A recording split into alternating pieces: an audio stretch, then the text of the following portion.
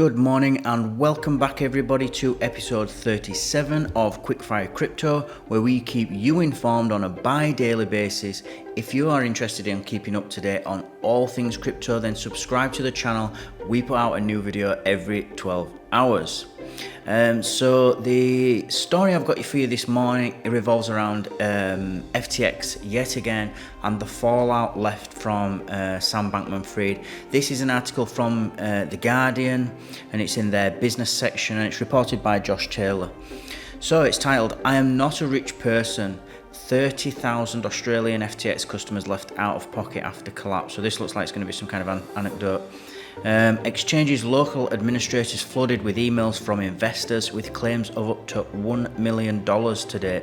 That actually surprises me that the number is that low from a country as big as Australia.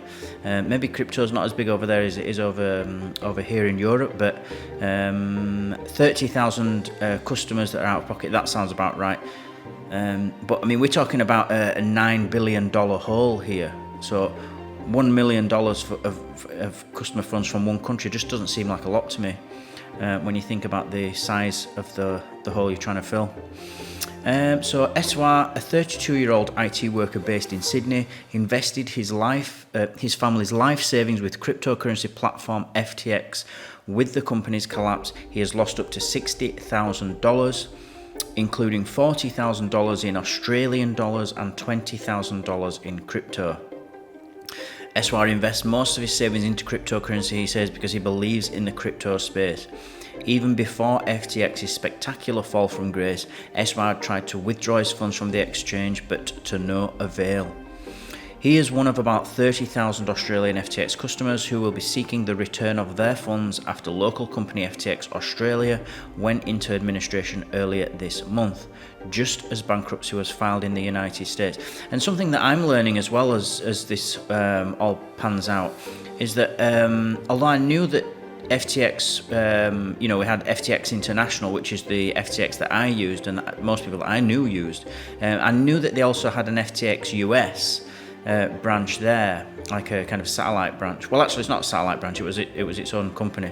But I didn't know that if you watch my recent video that they had an FTX Turkey, and now I'm learning that they had an FTX Australia as well.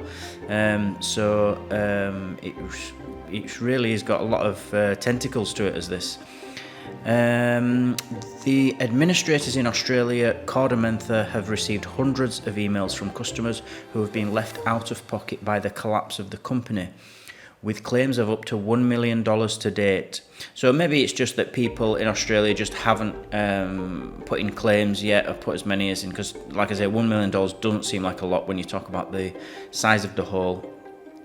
So maybe people just haven't come forward yet or haven't worked out exactly how much they've lost, and so they haven't put a claim in yet. Who knows?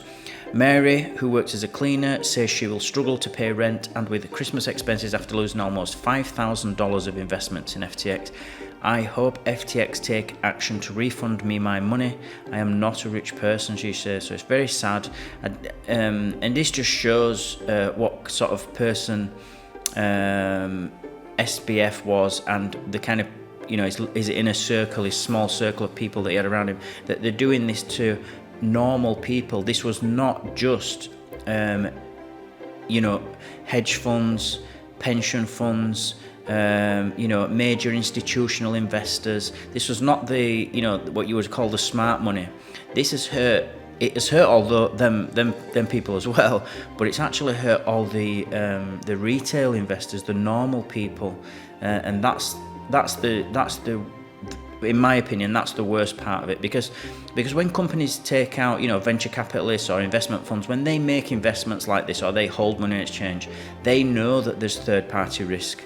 They know that there is a small chance that they could lose everything or that the company could go bust, and they accept that and they write it into their thesis for when so when they're going to exit, when they're going to get enter, and so they know that they have a risk tolerance for that, because they know there is a risk.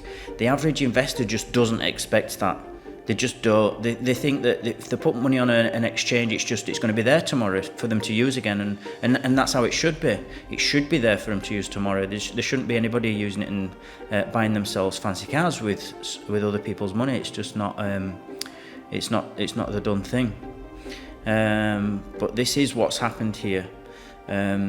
Julian Mark, a self-employed Sydney man, says he started with around $30,000, but that had dropped down to $9,000 before the collapse. While he hasn't been able to extract any of those funds from FTX, he says he isn't concerned. It's part and parcel of investing, especially in crypto. So this guy sounds like he's been in crypto a while, and crypto is about taking all your own responsibility. Now, that's not to say what SBF did was wrong. It was very wrong. But I, for example, and many in the crypto industry, never leave money on exchanges, because for the simple reason, it's not that whether you trust them or not, it's that you can't trust them. It's not that you will or you won't, it's that you do not know what is going on behind the scenes. Nobody does. And so by knowing that you don't know, you can remove that risk by taking it off the exchange. Use the exchange, as I always say, use the exchange to buy your crypto, sell your crypto, exchange one cryptocurrency for another, but do not hold it on there. Do not give them custody. Take custody of your own crypto assets. It's one of the most basic and most important lessons you can learn when getting into crypto. Custody your own assets. Don't give it up to a third party like an exchange. SY had previously invested with FTX's rival, the cryptocurrency platform Binance, but had shifted to FTX when the company announced it had secured an Australian financial services license. This, he says, led him to believe the company was more secure to invest with. I felt like it was more secure and covered financially, legally and regulated fully within Australia. So that's another reason for choosing FTX over Binance, he says. Guardian Australia reported this week that FTX obtained its license by taking over another company that already had a license. While the license allowed FTX to deal in, make a market for, and provide general advice relating to derivatives and foreign exchange contracts, the license has nothing to do with cryptocurrency. So it looks like they had a kind of a normal Forex license, what you would in the sort of traditional finance world, but they didn't have a license to to broker cryptocurrency trades. Indeed, there is currently no regulation of cryptocurrency in Australia. Binance obtained its own AFSL in April through a similar takeover arrangement not long after FTX obtained its license. The Australian Securities and Investment Commission has said it is not required to assess a company's fitness to hold the license at the point of takeover. So last bit now. Experts have warned that cryptocurrency exchanges holding themselves out as being regulated through an AFSL could confuse customers into believing cryptocurrency exchanges are regulated when they are not. This appears to be the case for SWAR. So they've got this license, these exchanges have been applying for this license in Australia, and I think some customers, as it's explaining here, is that some customers have sort of taken that as a government thumbs up, and that it's all regulated, and that people can't just run away with your money, and that it's been regulated much like a bank would be in Melbourne or Sydney. But that's not the case. This was just a license to be able to trade. It's not anything where they don't actually assess the business and see how, look at the balance sheet and do things like that. I think they're just to see whether you're actually capable of doing it, rather than what you've got and what you haven't got on your assets and liability side. The federal government is expected to introduce legislation to regulate cryptocurrency in 2023. A spokesperson for the Treasurer, Jim Chalmers, said this week that the government was closely monitoring the fallout of the FTX collapse in Australia. Corda Menthus said in an affidavit that it had discovered $42 million in accounts associated with FTX in Australia. That included $39 million in FTX Expresses, a second company established to allow cryptocurrency trading, and a further $3 million in FTX Australia's account. So that's good news, because if there's only been $1 million claimed so far, I know there's going to be more to come. And they're being able to confiscate $42 million here and $39 million there, and another $3 million somewhere else. Then it looks like some of the Australian people and creditors will get or at least some of their money back, which will be a great thing.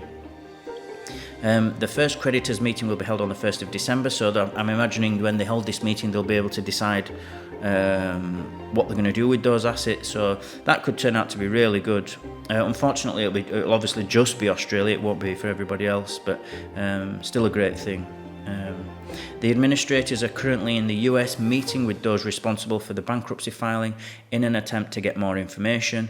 Upon hearing how much money was held in Australian accounts, SY was optimistic he would see at least some of his money returned. And despite the collapse of FTX, he says he still has faith in cryptocurrency. I haven't lost my funds because of my bad decisions or investment. This is because of exchange failure, he says, so that shouldn't fundamentally change my thought process to thinking like, okay, crypto is bad. There are a lot of good projects, use cases and things for crypto. And that's true.